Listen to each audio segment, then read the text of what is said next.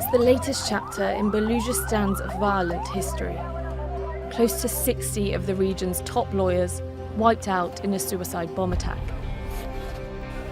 It happened as around 200 lawyers gathered at Quetta's main civil hospital to mourn the loss of a prominent barrister who was gunned down earlier that day, plunging Pakistan's biggest and most underdeveloped province into a deeper state of lawlessness.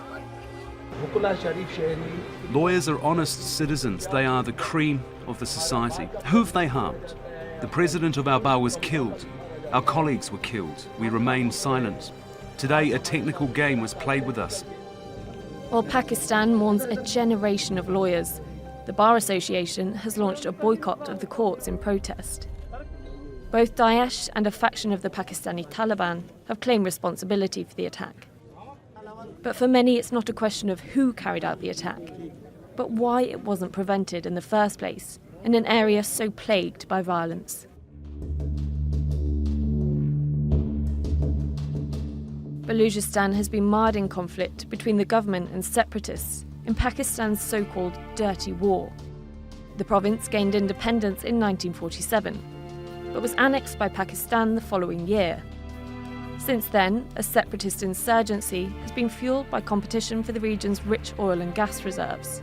And while the separatists wage their war against the military, terrorism is thriving. There have already been 15 deadly bombings in the province this year alone. With the hole in the justice system left by the latest attack in Quetta, hopes for an end to the violence are fading. It's the incompetence of the government. That's why this Quetta incident occurred. And the public is losing faith in the forces that are supposed to protect them. Pakistan's army chief, General Raheel Sharif, met with military leaders the day after the attack. After expressing solidarity with victims' families, he ordered his military to intensify operations against insurgents. But just 3 days later, another attack in Quetta wounded 13 people. Authorities say police were the target of a roadside bomb, and that they'll intensify their fight against Baluchistan's growing insurgency. I appeal to the government, for God's sake, try to put an end to these incidents.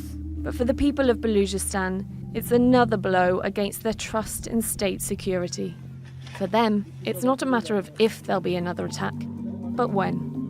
Gracie Jerome, The Newsmakers.